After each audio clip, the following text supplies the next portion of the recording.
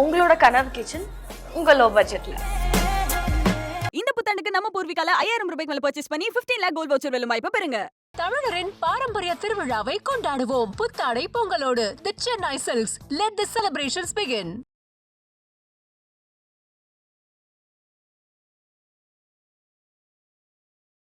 IBC Tamil நேயர்களுக்கு வணக்கம். இன்றைய நேர்காணலில் நம்மோடு இணைந்திருப்பவர் மூத்த பத்திரிகையாளர் ராகுல் அவர்கள். வணக்கம். வணக்கம். Happy new year. Happy new year. இந்த வருடத்தினுடைய முதல் நேர்காணல் ஐபிசி தமிழில் கொடுக்குறீங்க, ரொம்ப மகிழ்ச்சி. ஸோ இப்போ ராபின் சர்மா இப்போ திமுகவோட ஒப்பந்தம் போட்டிருக்காரா இல்லையா, உங்களுடைய தகவல் படி?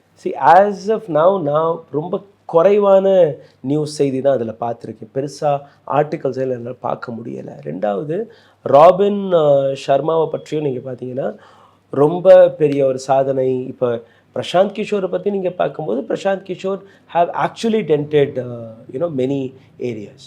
இப்போ வந்து அவர் தனியாக ஒரு அரசியல் கட்சி நடத்திக்கிட்டு பீகார்லேயே செட்டில் ஆகிட்டார்னு வச்சுக்கோங்க. பட் ராபின் சர்மாவுடைய இன்டர்வியூ நான் இன்றைக்கி காலையில் பார்த்தேன். சிவசேனா அண்டர் ஷிண்டே அவரை போல் ஆகுமா, அவருடைய பப்ளிக் இன்ஃப்ளூயன்ஸ், அவரை பப்ளிக் எவ்வளோ ஃபாலோ பண்ணுது, அதை வச்சு தான் நாங்கள் வெற்றி பெற்றோங்கிற ஒரு விஷயத்த பேசுகிறார். அப்பட்டமான பொய்யா பேசிகிட்டு இருக்காரு.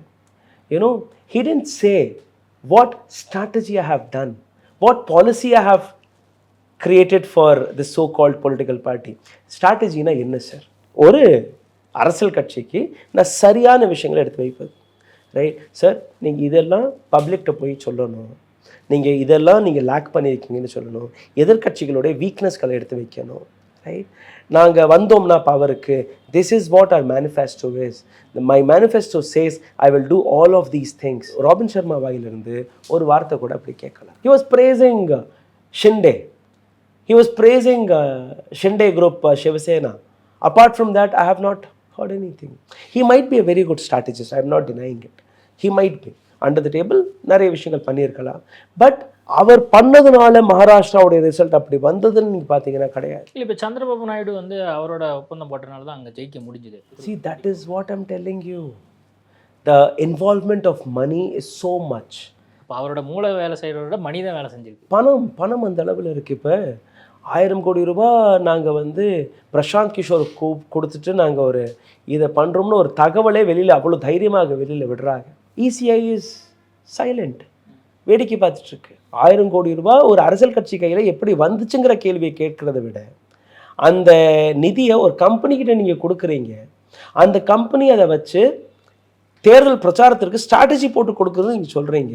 That it self is wrong. சரியா? இப்போ என்ன ஆயிடுச்சுன்னா, ஒரு பிரதான 2-3 லீடர்ஸ் அவங்களோட முகத்தை பார்த்து தான் மக்கள் ஓட்டு போடணும்னு இப்போ சுச்சுவேஷன் வந்துருச்சு. என்னுடைய லோக்கல் லீடர், நான் போய் என்னுடைய குழந்தைக்கு சீட் வேணும் சார், காலேஜுக்கு வேணும், இல்லை என்னுடைய ஸ்கூல் சீட் வேணும், அது வந்து நான் மோதிக்கிட்ட போய் கேட்க முடியுமா, அமித்ஷாக்கிட்ட போய் கேட்க முடியுமா? என் கான்ஸ்டியூஷனில் என்னோடய கான்ஸ்டியூன்சியில் யார் நிற்கிறார்களோ அவங்கள்ட்ட தான் போய் கேட்க முடியும்.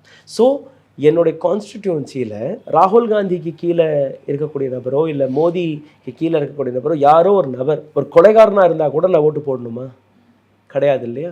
என்னுடைய கான்ஸ்டிடியூன்சி எனக்கு தெரிஞ்ச அறிமுகமான நபராக இருந்து, ஆமாம் இவர் நல்லவர், இவர் வந்து எனக்காக வேலை பார்ப்பாருன்னு எனக்கு தெரிஞ்சு நான் அவருக்கு ஓட்டு போடணும். அதுக்கு இன்ஃப்ளூயன்ஸ் இருக்கக்கூடாது. நான் இண்டிவிஜுவலாக உங்களை நான் பார்க்கணும். நீங்கள் எந்த அரசியல் கட்சியிலேருந்து வர்றீங்கன்னு நான் பார்க்கக்கூடாது.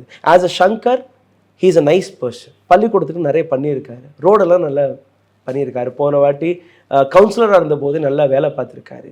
ஸோ அந்த மாதிரி பார்த்து நான் உங்கள்கிட்ட ஓட்டு போட்டால் தான் ஒரு சரியான டெமோக்ரஸி. உங்களுடைய ஐடியா, உங்களுடைய எஃபர்ட் இன் மை கான்ஸ்டிடியூன்சி எப்படி இருக்குன்னு என்னால் பார்க்க முடிஞ்சுன்னா அது நேருக்கு நேரம் நான் பார்க்க முடியும். பட் எங்கேயோ டிவியில் உட்காந்துட்டு ஏதோ ஒரு இடத்துல பணம் இருக்குன்னு மட்டுமே சொல்லி, இதுதான் எங்களுடைய கட்சியோட கொள்கை, இதுதான் எங்களுடைய கட்சி, இதுதான் எங்களோட கட்சின்னு வரும்போது பப்ளிக்கோடைய நெரேட்டிவ் உடையுது. பப்ளிக் எந்த ப்ராப்ளமை பார்த்துட்ருக்காங்களோ அந்த ப்ராப்ளமை கூட அவங்களால பார்க்க முடியலை. And then use this so called opinion polls, அவங்க ஒரு நெரேட்டிவை செட் பண்ணுறாங்க. ஒப்பீனியன் போல் எவ்வளோ பெரிய ஃப்ராட்னு உங்களுக்கு தெரியாது. லோக்சபா எலெக்ஷனில் ஒரு கான்ஸ்டியூன்சியில் 25 லட்சம் மக்கள் இருக்கிறாங்க. குறைஞ்சபட்சம் பார்த்தீங்கன்னா ஒரு 16-17 lakhs ஆன் அண்ட் ஆவரேஜ். 16-17 lakhsன்னு நீங்கள் வச்சுக்கோங்க. அந்த 16-17 லட்சம் மக்கள்கிட்ட ஒரு 20 lakh மக்கள்கிட்ட எத்தனை பேர்கிட்ட நீங்கள் போய் ஒப்பீனியன் கேட்டு அந்த ஒப்பீனியன் போல் நீங்கள் விடுறீங்க? 10% ஆச்சு இருக்கணுமா இல்லையா? அப்போ 2 லட்சம் மக்கள் நீங்கள் போய் சந்திச்சுக்கணுமா இல்லையா? இல்லை. 10% விட்டுருங்க, 1% which is 20,000 people. அதாவது இருக்குன்னா கிடையாது. 0.1% அதுவும் கிடையாது. அதாவது 2000 பேர்கிட்ட கூட நீங்கள் போய் ஒப்பீனியன் எடுக்கிறது இல்லை. 0.78%, அதாவது 1500 1600 பேர்கிட்ட மட்டுமே நீங்கள் போய் ஒரு ஒப்பீனியன் எடுக்கிறீங்க. அந்த 1500 1700 பேர் கூட நேராக போய் சந்திக்கிறீங்கன்னா, இல்லை ஃபோன் இருக்குது, இமெயில் இருக்குது, மற்ற விஷயங்கள் இருக்குது, இல்லை ஒரு கூட்டத்தில் போய் நின்று நீங்கள் செய்தி மட்டும் சேகரிச்சுட்டு வந்துடுறீங்க. அது எப்படி ஒப்பீனியனாக மாறும்? 20 lakh பீப்புளுக்கான ஒப்பீனியன் எப்படி 1500 பேர்கிட்ட நீங்கள் எடுக்க முடியுங்கிற கேள்வி. Again one gimmick, again one drama. Election முடிஞ்ச அடுத்த நிமிஷமே நீங்கள் பார்த்தீங்கன்னா அப்கி பார் 400 பார், இந்த முறை பிஜேபி தான் வரும், இந்த முறை இதுதான் வரும்னு ஒரு நெரேட்டிவாக அவங்க செட் பண்ண ஆரம்பிக்கிறாங்க. So they are not actually telling what the reality is, they are setting up narrative. மக்கள் மனதில் 4 நாள் முன்னாடி நாங்கள் பார்த்தோம் பிஜேபி தான் வருதுன்னு சொன்னாங்க இல்லையா, கரெக்டாக வந்துருச்சு பாருங்கள். அங்கே மறுபடியும் இன்னொரு டீம் ஆஃப் 4 பேர் உட்காருவாங்க. accuracy rate is 90%. Prashanth Kishor's strategy strike is 86%. அதில் ஒரு சில பேரை பலியாடம் ஆக்குவாங்க. அப்கி பார் 400 பார்னு சொன்னாங்க. there was one guy who was crying in front of television, right? I think ABP உடைய some ABP news or somebody's this thing, someone from north உட்காந்துட்டு அழுகிறார், என்னுடைய இது ஃபெயில் ஆயிடுச்சுன்னு. பாஸ், நீ போய் எடுக்கிறதே 1500 பேர்கிட்ட, அதுவும் சரியாக எடுக்கிறே இல்லையான்னு தெரியாது. ஸோ யூ ஆர் ஃப்ளூக்கில் பேசுகிறது மாதிரியாக தானே இருக்கே ஒழிய ஸ்ட்ராட்டஜி ப்ராப்பராக எப்படி அவங்க எடுக்கிறாங்க. There is no rule book. A country like 140 crore population உங்களால் கணிக்கவே முடியாது. But now you can do it because election commission of India உங்கள்கிட்ட எந்த விதமான டேட்டாவும் கொடுக்க ரெடி இல்லை. இவிஎம்மை பற்றி நீங்கள் பேசுனீங்கன்னா கீழேயே ஒரு டேக்லைன் வந்தது. யூடியூப்பில் நாங்கள் இப்போ ஒரு வீடியோ போடும்போது கீழே வந்துடுது, this is not a right information. You don't even see what I am talking about, but there is a line. So what are you trying to do? You are trying to control the entire system. அது media வழியாக இருக்கட்டும், அது உங்களுடைய மேடை பேச்சுகளாக இருக்கட்டும், அது உங்களுடைய social மீடியாவாக இருக்கட்டும். So you are setting up a narrative. apart from that you are not doing anything. reality ரிப்போர்ட்ஸ்கள் வெளிவரும்போது அந்த ரிப்போர்ட்ஸ்களை நீங்கள் டினை செஞ்சிட்ருக்கீங்க. அதை தாண்டி எதுவுமே பண்ணலை. உண்மையிலேயே அரசாங்கம் மக்கள் கையில் இருக்குன்னு நீங்கள் பார்த்தீங்கன்னா கிடையாது. தேர்தல் ஒரு மிகப்பெரிய பிஸ்னஸாக மாறிடுச்சு, ரைட்? இங்கே 1 லட்சம் 2 லட்சம் 10 லட்சத்துக்கான வேலை இல்லை. இங்கே கோடிக்கணக்கான ரூபாய் பெறலுது, ரைட்? கோடிக்கணக்கான ரூபாய் பெறல். ஒரு அரசியல் கட்சி கையில் ஏன் இவ்வளோ பணம் இருக்கணுங்கிற ஒரு கேள்வியே ரொம்ப பிரதானமாக எடுத்து வைக்கப்படுது. Whether it is Robin Sharma, Prashant Kishor or so called IT wings. பிஜேபிக்கு ஒரு ஐடி விங் இருக்குது, டிஎம்கேக்கு ஒரு ஐடி விங் இருக்குது. ஸோ நீங்கள் இந்த ஐடி விங்ஸ்களை வச்சு என்ன சாதிக்க பார்க்குறீங்க? You are setting a narrative, ஒரு ப்ராஸ்பெக்டிவ். நீங்கள் உண்மையை பேசினாலோ பொய் பேசினாலோ அந்த விஷயத்தை மக்கள்கிட்ட கொண்டு போய் சேர்க்கறதுக்கான வழியை தான் நீங்கள் தேடிக்கிறீங்களே ஒழிய கிரவுண்டில் அந்த வேலையை நீங்கள் பார்க்குறது இல்லை. உதாரணத்திற்கு பேட்டி பச்சாவ் பேட்டி படாவுங்கிற ஒரு திட்டம், அதில் கிட்டத்தட்ட ஒரு 2400 கோடி ரூபாய் பட்ஜெட் செய்யப்பட்டது. எவ்வளோ செலவாயிருக்கும்னு நீங்கள் பாருங்கள். 80% had gone in setting up narrative. 80% அந்த பட்ஜெட்லேருந்து அட்வர்டைஸ்மெண்ட்டுக்கே கொடுத்துட்டாங்க, television and news paper advertisement. இப்போ மக்கள் மனதில் அந்த பேட்டி படாவுங்கிற அந்த திட்டம் மனதில் பதிஞ்சிருச்சே ஒழிய பட் கிரவுண்டில் ரேப் நடக்கலையா, குழந்தைகளுக்கு கல்வி கிடைக்குதா, பெண்கள் பாதுகாப்பாக இருக்கிறாங்கன்னா எதுவுமே. இப்போ மறுபடியும் எலெக்ஷனுக்கே வந்துடலாம். எலெக்ஷன் ப்ராசஸில் மிக முக்கியமாக பார்க்கக்கூடிய பல விஷயங்களை நம்ம விவாதிக்கிறதே இல்லை, பேசுகிறதே இல்லை. அது தேர்தலாக இருக்கட்டும், தேர்தலுக்கு முன்பு இருக்கக்கூடிய ப்ரீ போல் ஒப்பீனியன் போல்களாக இருக்கட்டும், இல்லை ஆஃப்டர் த எலெக்ஷன் நடக்கக்கூடிய விஷயங்களாக இருக்கட்டும். நான் 2 செட் ஆஃப் எலெக்ஷனை நான் உங்களுக்கு எடுத்து வைக்கிறேன், ஹரியானா அண்ட் மகாராஷ்டிரா. 2 தேர்தலையுமே எதிர்பாராத முறையில் ரிசல்ட் வந்ததாக நம்ம பேசணும். You cannot directly target EVM மோசடி நடந்துச்சு. No, the entire election system itself is collapsed today. ஒரு தனிப்பட்ட அரசியல் கட்சிக்கே வேலை பார்க்கும்படி இந்த ஒட்டுமொத்த சிஸ்டமே மாறிட்டு இருக்கு.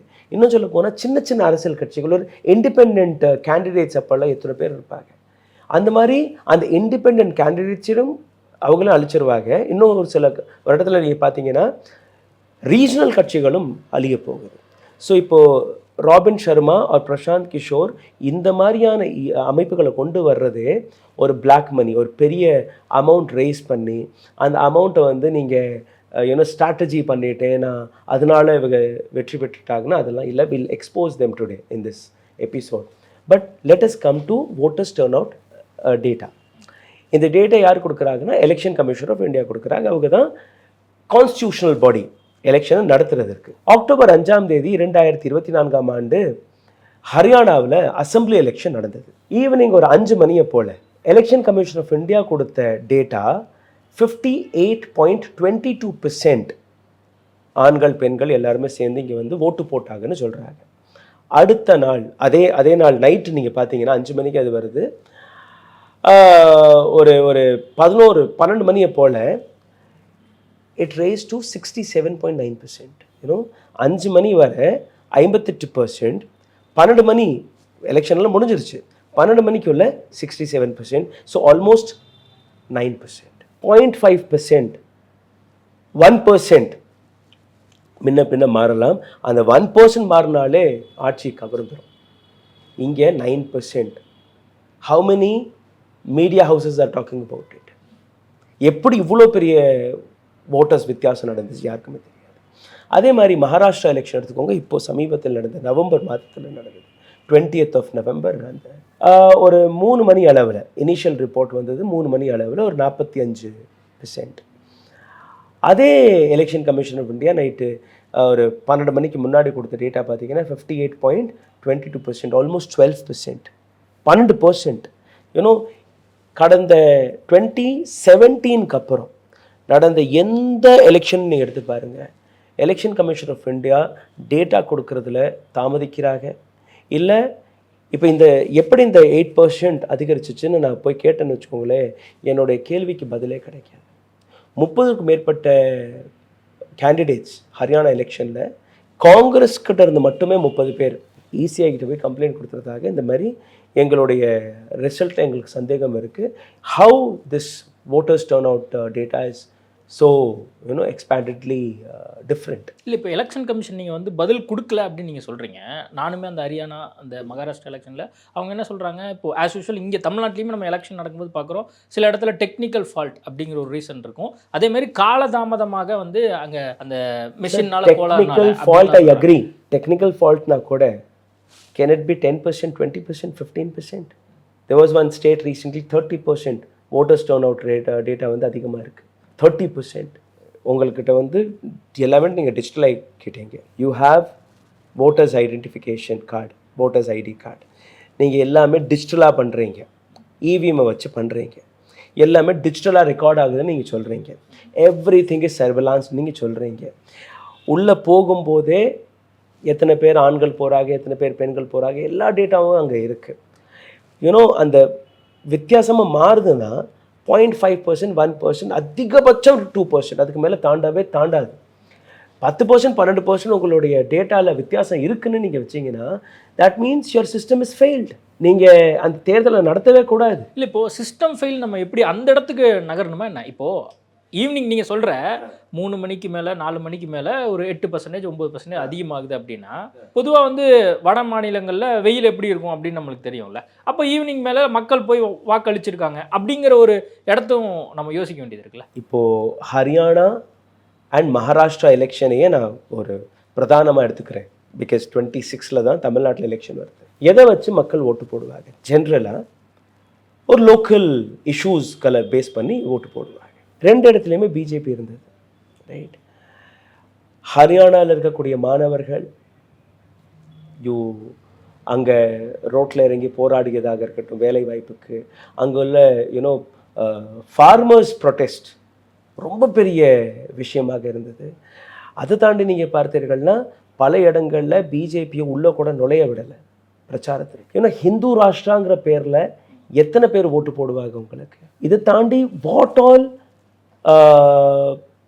public schemes have announced by Mr. Manohar Lal Khattar's government. கடைசியில் நீங்கள் பார்த்தீங்கன்னா மனோகர் லால் கட்டரை மாற்றி வேற ஒரு சீஃப் மினிஸ்டர் கொண்டுட்டு வந்துட்டாங்க.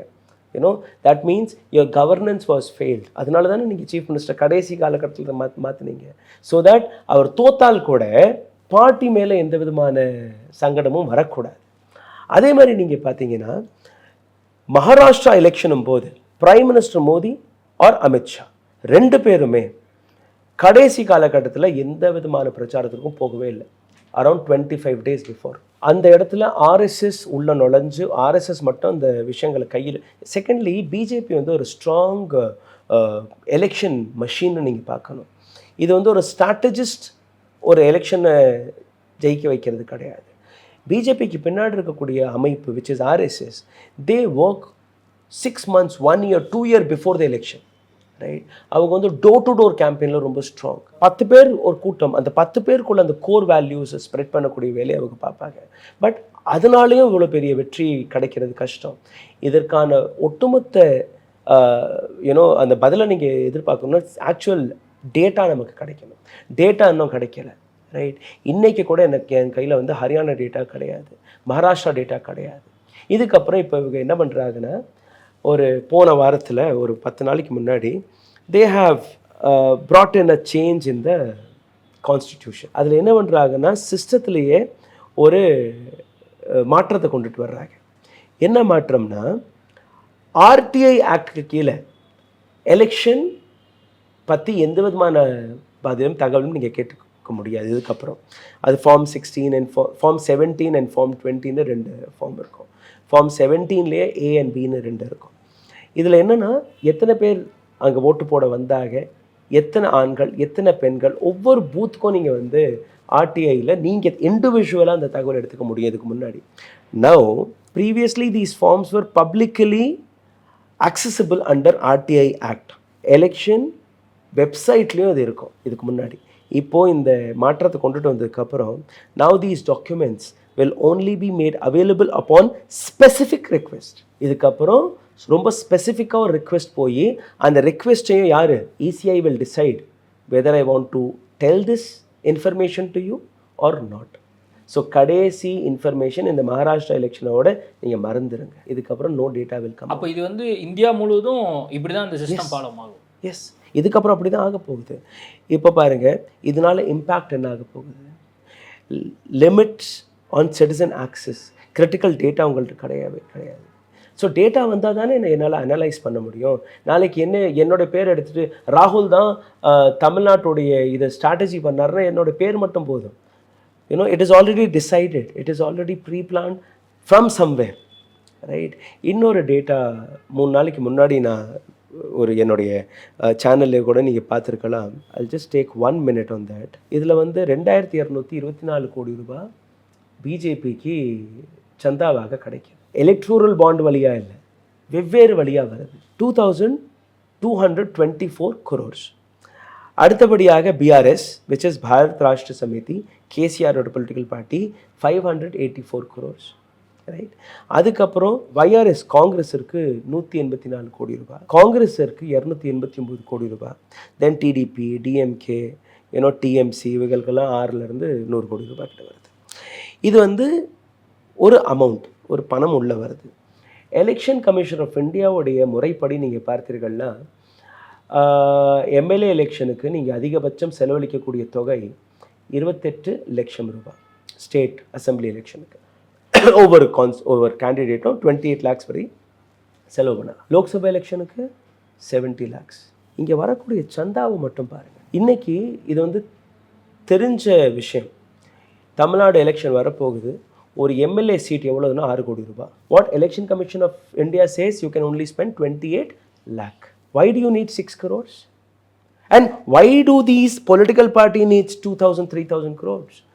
உங்கள்கிட்ட அந்த லெவல் பிளேயிங் ஃபீல்டுன்னு இருக்கும். எல்லாருக்குமே சமமான ஒரு பிளாட்ஃபார்ம். உங்கள்கிட்ட 1 கோடி ரூபாய் இருக்குது, எனக்கிட்ட 1 கோடி ரூபாய் இருக்குது. நீங்கள் அவ்வளோதான் செலவு பண்ண போகிறீங்க, நானும் அவ்வளோதான் செலவு பண்ணுறேன். ஸோ அந்த மாதிரி இருந்து நான் வந்து பப்ளிக்கிட்ட போய் என்னுடைய திட்டங்களை, என்னுடைய விஷஸ்களை எடுத்து வைக்கும்போது மக்கள் எனக்கு ஓட்டு போடுவாங்க. தனிப்பட்ட முறையில் ஒரு அரசியல் கட்சிக்கிட்ட பேசலின்னு வச்சுக்கோங்களேன், பொலிட்டிக்கல் பார்ட்டி எக்ஸ் கிட்ட வந்து 1000 கோடி ரூபாய் இருக்குது, பொலிட்டிக்கல் பார்ட்டி பி கிட்ட 250 crores இருக்குது, பொலிட்டிக்கல் பார்ட்டி சிஎன்டி கிட்ட 100 கோடி ரூபாய் இருக்குது. இண்டிபெண்டன்ட் கேண்டிடேட்டு பணமே இல்லை. But me being an independent candidate, நான் வந்து மக்களுக்கு சேவை செய்கிறதுக்கு நான் வர்றேன். என்னால் என்னோடய விஷயங்களை எடுத்துகிட்டு போகிறதுக்கு நீங்கள் சொன்னபடி பிரசாந்த் கிஷோர் அண்ட் ராபின் சர்மா கிடையாது. என்கிட்ட ஐடி விங் கிடையாது, என்கிட்ட மீடியா கிட்ட செலவு பண்ணுறதுக்கு கிடையாது, நான் நியூஸ் பேப்பரில் அட்வர்டைஸ்மெண்ட் கொடுக்க முடியாது, என்னால் இன்டர்வியூஸ் கொடுக்க முடியாது. I am an independent candidate, நான் டோர் டு டோர் தான் போவேன் சார். என்னோட கான்ஸ்டிடுவன்சியில் இருக்கக்கூடிய அந்த 5 to 7 lakh voters கிட்ட தான் என்னால் போக முடியும். I will do it. But if I don't have money, right? So Lok Sabha எலெக்ஷனில் BJP had conducted over 60,000 rallies. 60,000 rallies. As an individual, how many rallies you can conduct, right?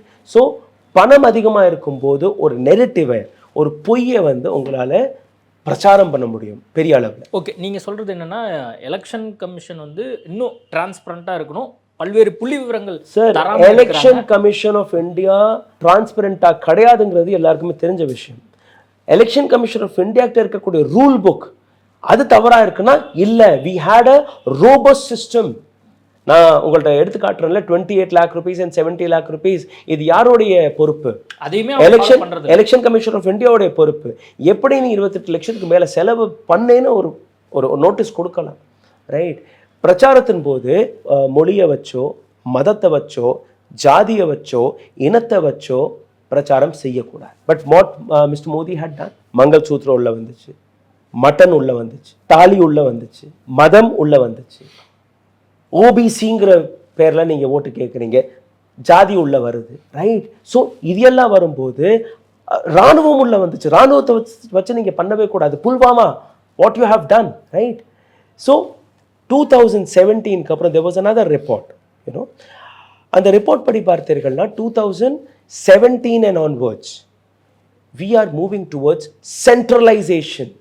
centralization of the power, right? இப்போ என்ன ஆகுதுன்னா இந்த one nation one எலெக்ஷனுங்கிற ப்ராசஸும் அதுதான், right? இப்போ எல்லாத்தையுமே ஒரு central government கிட்ட இருக்கக்கூடிய பவர் வந்து அதிகமாக இருக்கணும், மாநில அரசாங்கங்கள்கிட்ட இருக்கக்கூடிய பவர் எல்லாமே கம்மியாக இருக்கணும். ஜிஎஸ்டி முறைப்படி நீங்கள் பார்த்தீங்கன்னா 50-50% we are taking shares, state and the center.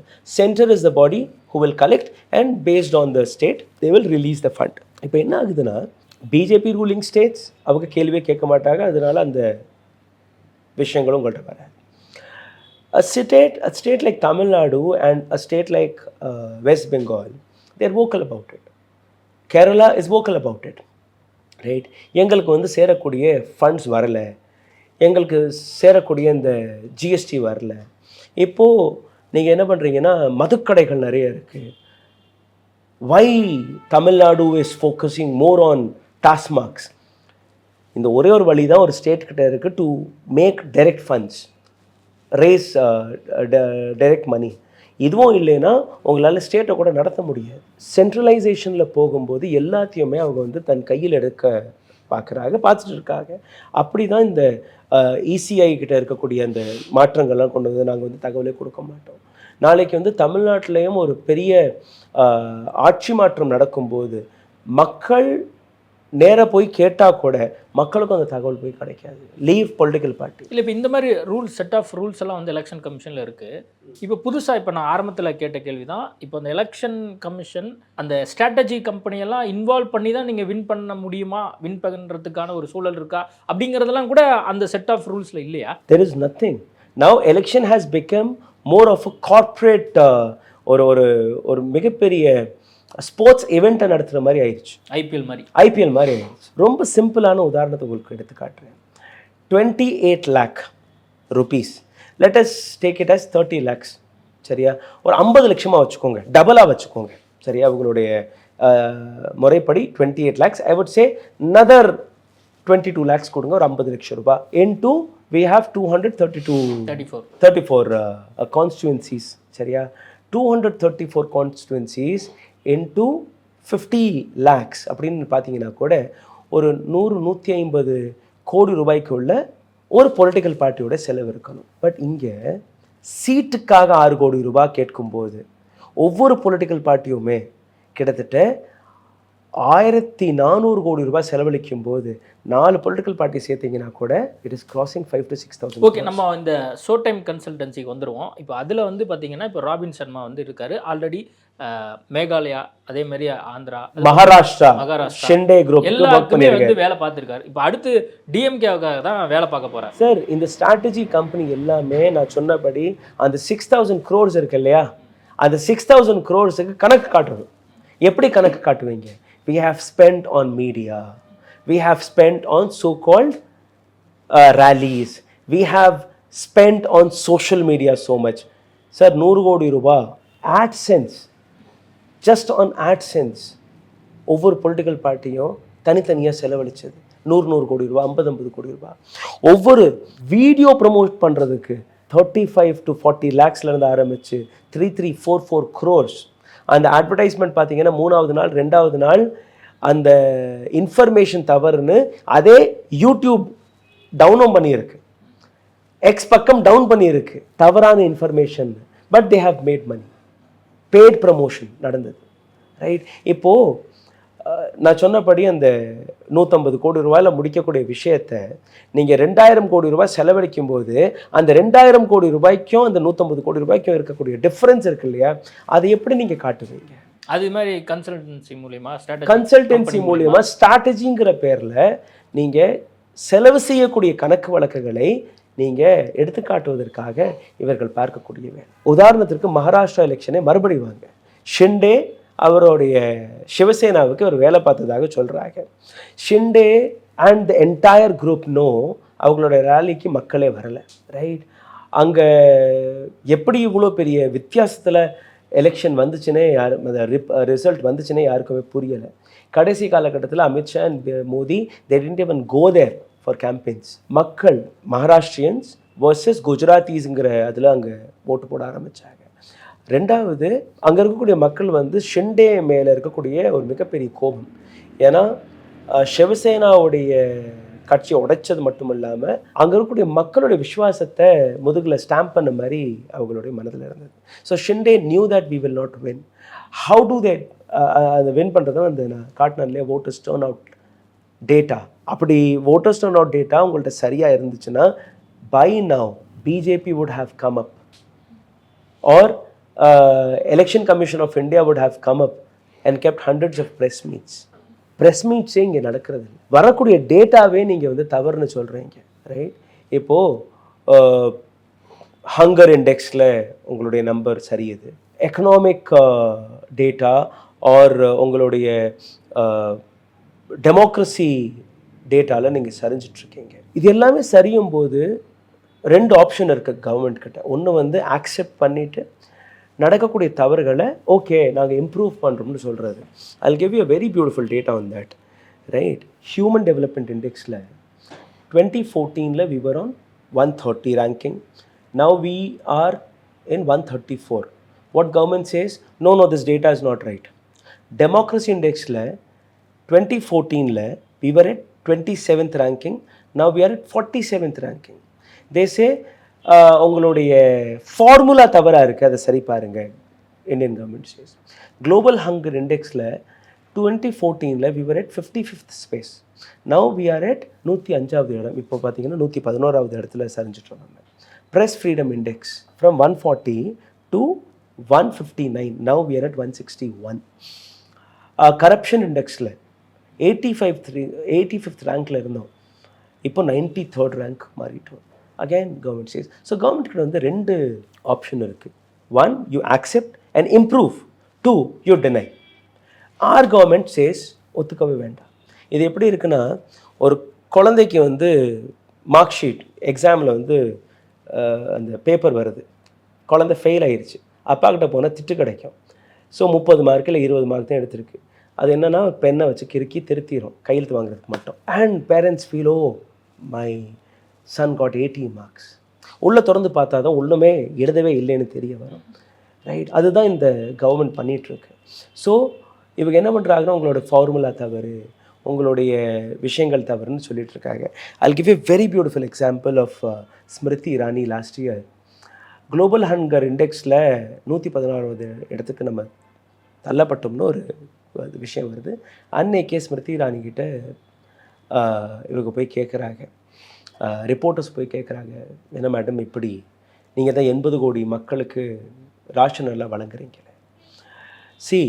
நான் காலையில் 4 மணிக்கு எந்திரிச்சேன், 5 மணிக்கு ஃப்ளைட்டு பிடிச்சேன், அதுக்கப்புறம் பல்வேறு மீட்டிங்களை முடிச்சுட்டு இப்போ 5 மணி ஆயிடுச்சு. இப்போ இந்த இடத்துல வந்து மீட்டிங் பேசிகிட்டு இருக்கேன், நீங்கள் என்கிட்ட கேள்வி கேட்குறீங்க. காலையிலேருந்து இப்போ வரைக்கும் நான் சாப்பிடவே இல்லை. இப்போ நீங்கள் என்கிட்ட கேட்டிங்கன்னா நான் என்ன சொல்லுவேன், எனக்கு பசிக்குதுன்னு சொல்லுவேன். இந்த மாதிரி டேட்டா வச்சு தான் வெளிநாட்டில் இருக்கக்கூடிய ஒரு சில ஆர்கனைசேஷன்ஸ்கள் இந்தியாவிற்கு எதிராக சதி செய்து வர்றாங்க. எவ்வளோ பியூட்டிஃபுல்லாக டினை பண்ணியிருக்காங்கன்னு நீங்கள் பாருங்கள். பட் ஆர்கனைசேஷன் லைக் யூனிசெஃப் இல்லை யூஎன் இல்லை வேர்ல்ட் பேங்க், அவங்களுக்கு ஒரு தனி ரிசர்ச் டீம் இருக்கும். ஆண்டாண்டு காலமாக எத்தனையோ வருஷ கணக்காக இது ஒரு டீட்டெயில் ரிப்போர்ட் எடுத்துகிட்டு அப்புறம் தான் இந்த குளோபல் ஹங்கர் இண்டெக்ஸ்டே வெளியில் வரும்.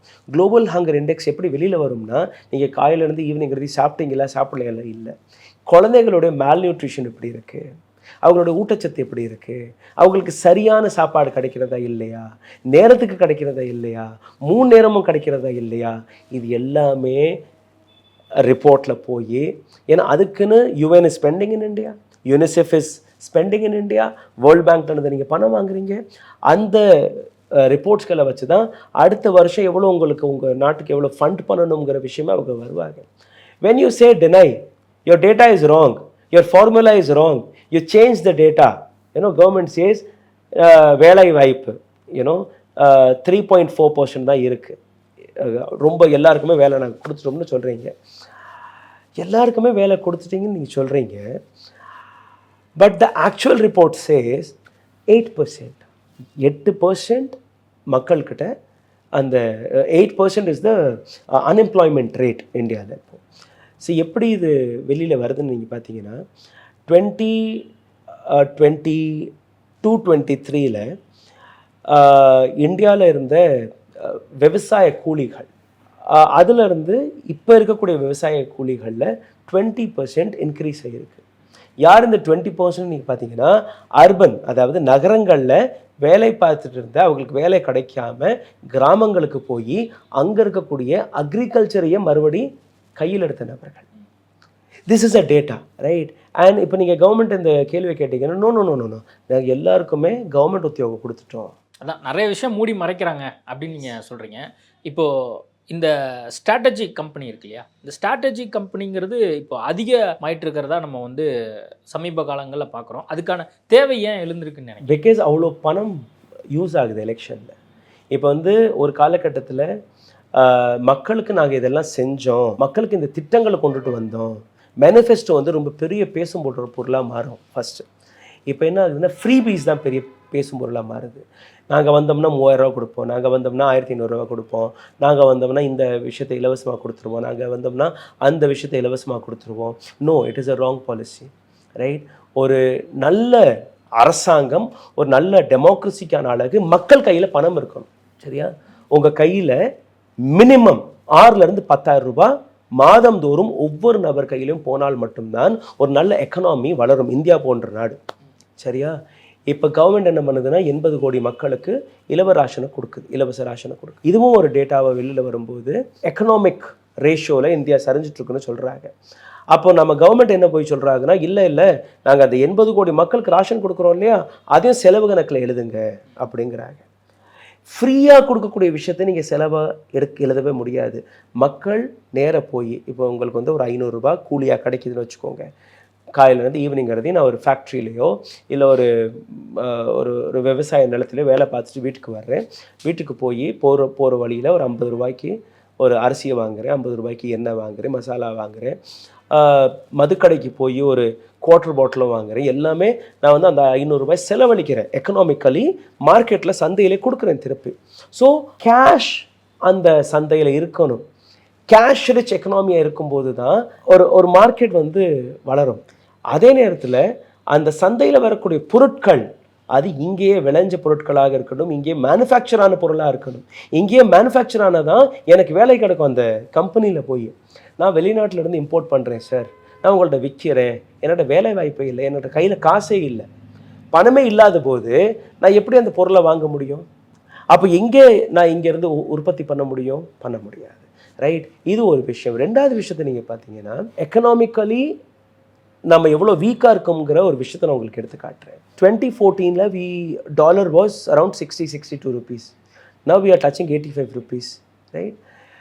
இப்போது அந்த சந்தையில் இருக்கக்கூடிய $1000 ஒரு பொருள் 62,000 ரூபாய் கொடுத்து நம்ம வாங்கின பொருள் இன்றைக்கி 85,000 ரூபாய் கொடுத்து வாங்கிட்டு இருக்கோம். So the difference is 20,000 rupees. ஏன் இந்த 20,000 rupees எக்ஸ்ட்ரா கொடுக்குறோம்னா, ஏன் டாலருடைய ப்ரைஸ் அதிகமாக இருக்குன்னா, டாலர் வந்து தன்னுடைய வேல்யூவை கூட்டிகிட்டு இருக்காங்க. எப்படி கூட்டுறாங்கன்னா, by creating a demand and supply. $100 மேலே எங்களுக்கு டாலரே இல்லை. உலக நாடுகளில் நீங்கள் எந்த பொருளை வாங்கினாலும் வேர்ல்டு சந்தையில் டாலர் எக்ஸ்சேஞ்ச் தான் நீங்கள் பண்ணுறீங்க. சைனாலேருந்து பொருள் வாங்குறீங்களா, டாலரில் கொடுங்க. Acceptance of your money. இந்தியாவும் அந்த முயற்சி எடுத்தாங்க.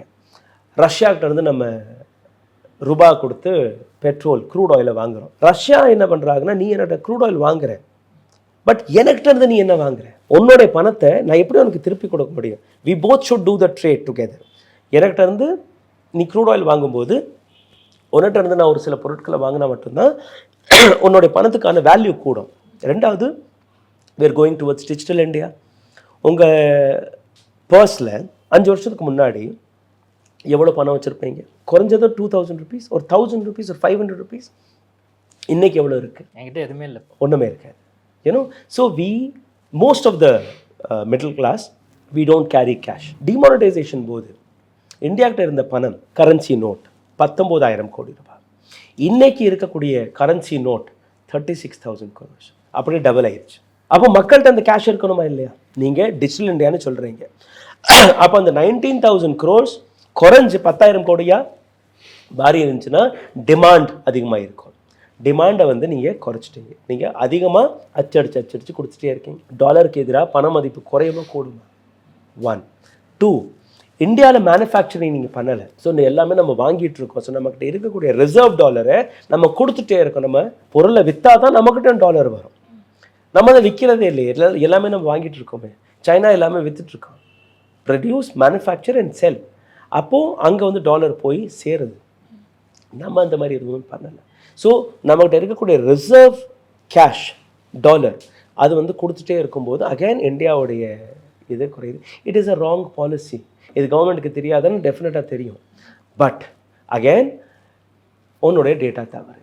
யூனோ, ஸோ இந்த எலெக்ஷனில் இருக்கக்கூடிய பயனாகக்கூடிய இந்த பணம் கோடிக்கணக்கான ரூபாயாக போகும்போது ஒரு அரசியல் கட்சிக்கு வரக்கூடிய நிதி கோடியாக வந்து குவியும் போது அதற்கு எதிராக இருக்கக்கூடிய அரசியல் கட்சிகள், உதாரணத்திற்கு காங்கிரஸ் எடுத்துக்கோங்க, just before Lok Sabha election government என்ன பண்ணாங்கன்னா அவங்களுடைய எல்லா அக்கௌண்ட்டையும் முடக்கிட்டாங்க. அவங்களால எதிர்த்து பதிலும் கொடுக்க முடியலை. பிகாஸ் யூ ஹேவ் இடி, சிபிஐ அண்ட் இன்கம் டேக்ஸ். அவங்களுக்கு எதிராக நீங்கள் எதுவும் பண்ண முடியாது. மக்களை உங்களால் திரட்ட முடியலை, right? Because of the narrative which the ruling government had set. ஹிந்துத்வாங்கிற ஒரு விஷயம், ரைட்? மற்ற இடங்களில் இப்போ ஒரு அரசியல் கட்சிக்கிட்டே இவ்வளோ பணம் வந்துருச்சுன்னு வச்சுக்கோங்க. இப்போ lettuce take 2,000 crores for BJP and 500 crores for BRS. இந்த 500 கோடி ரூபாய் இல்லை 2,000 கோடி ரூபாய் வச்சு 2 ஸ்கூல் கட்டியிருப்பாங்களா? இல்லை ஒரு ஸ்கூல் கட்டியிருப்பாங்களா? இல்லை ராமர் கோவில்னு ஒரு மிகப்பெரிய பிரச்சாரம் பண்ணாங்களே, அந்த ராமர் கோவிலுக்கு பிஜேபி சந்தாவிலேருந்து எவ்வளோ நிதி போச்சு? ஆர்எஸ்எஸ்லேருந்து எவ்வளோ நிதி போச்சு? Everything was public money. Not even a single penny they have spent apart from their promotions, right? So எதுக்கு ஒரு அரசியல் கட்சிக்கு இவ்வளோ பணம்ங்கிற விஷயம் இருக்குது. அந்த பணத்தை மேனேஜ் பண்ணுறதுக்கு தான் பிரசாந்த் கிஷோர் அண்ட் ராபின் சர்மா போன்ற. ஓகே, நீங்கள் அரசாங்கம் எப்படி செயல்பட்டு இருக்கு, ஈசி எப்படி செயல்படுது, ஸ்ட்ராட்டஜிக் கம்பெனிலாம் எப்படி வந்து நடந்துக்கிட்டு இருக்காங்க அப்படிங்கிறத ரொம்ப டீட்டெயில்டாக மக்களுக்கு புரிகிற மாதிரி சொல்லியிருக்கீங்க. மக்கள் இதெல்லாம் பார்த்துட்டு வரக்கூடிய நாட்களில் அவங்க கன்சிடர் பண்ணுறாங்களா இல்லையாங்கிறது வரக்கூடிய அந்த தேர்தலுடைய அந்த முடிவுகள் மூலிமா தெரிய வரும். ரொம்ப விரிவாக நம்ம பேசியிருக்கோம். நேர்காணல் கொடுத்ததுக்கு மிக்க நன்றி. Thank you so much. தேங்க்யூ. உங்களோட கனவு கிச்சன் உங்கள் லோ பட்ஜெட்டில். இந்த புத்தாண்டுக்கு நம்ம பூர்விகால 5,000 ரூபாய்க்கு மேல பர்ச்சேஸ் பண்ணி 15 lakh கோல்ட் வவுச்சர் வெல்லும் வாய்ப்பு பெறுங்க. தமிழரின் பாரம்பரிய திருவிழாவை கொண்டாடுவோம் புத்தாடை பொங்கலோடு. The Chennai Silks. Let the celebrations begin.